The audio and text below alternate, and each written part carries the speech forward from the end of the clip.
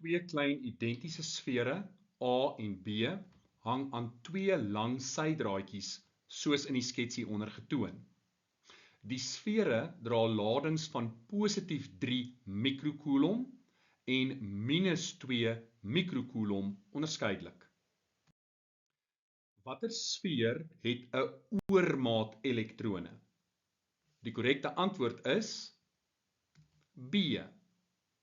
'n negatiewe lading beteken daar is meer elektrone as protone, met ander woorde 'n oormaat elektrone. Die twee sfere word toegelaat om aan mekaar te raak. Sal die elektrone van A na B of van B na A oorgedra word?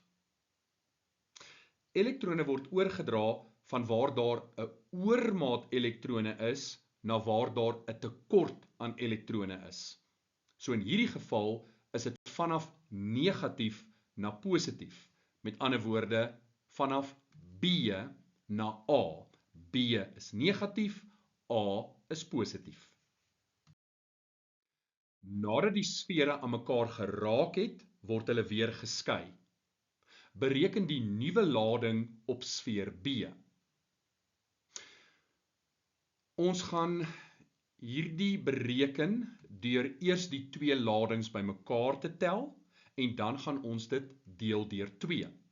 So as ons dan ons waardes invervang, die lading op A is 3 maal 10 tot die mag minus 6 en ons tel hierby die minus 2 maal 10 tot die mag minus 6 en dit gaan ons dan deel deur 2. En dit gee vir ons 'n waarde van 5 maal 10 tot die mag minus 7 coulomb. En daardie lading gaan dieselfde wees op A en op B, want A en B is identies. Bereken die aantal elektrone wat tydens kontak oorgedra word. Nou, hierdie is 'n vraag waarmee baie leerders sukkel, so ek gaan jou help met 'n illustrasie. Hier is ons twee sfere. Een het 'n lading van 3 mikrocoulomb en die ander een het 'n lading van minus 2 mikrocoulomb.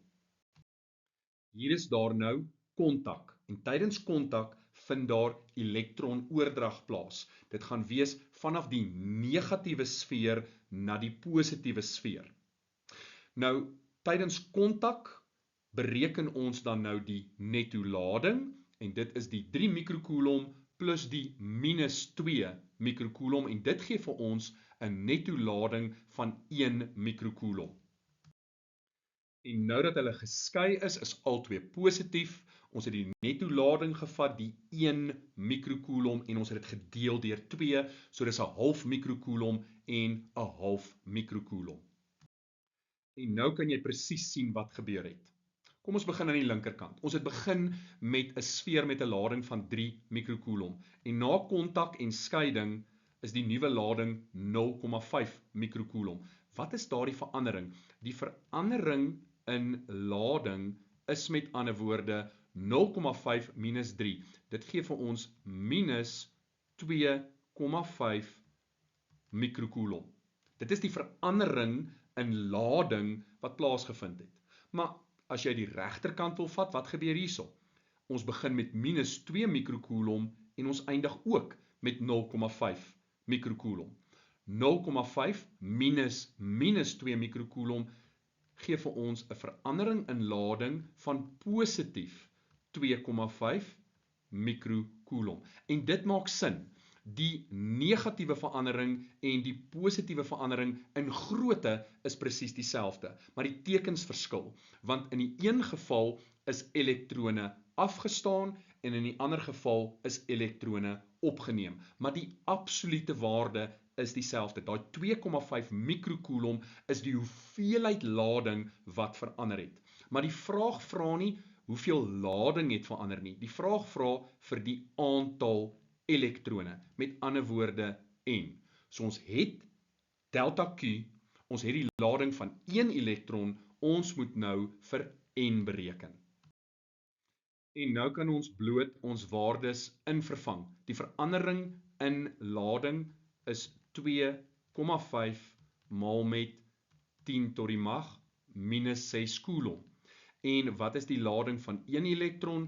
Is 1,6 maal met 10 tot die mag minus 19. Weereens, ek werk met die absolute waardes, ek werk nie met die tekens nie, en in elk geval, die waarde van n moet altyd positief wees. Daar kan nie minus 5 elektrone oorgedra word nie, so die antwoord moet altyd 'n positiewe heelgetal wees. En as ons daai deelsom doen, dan kry ons 1,56 maal met 10 tot die mag 13 elektrone. So, as jy mooi hierna kyk, besef jy daar's 2 stappe wat gevolg word. Eers bereken jy die verandering in die lading, delta Q, en as jy delta Q het, dan bereken jy die aantal elektrone deur die verandering in lading te deel deur die lading van 1 elektron.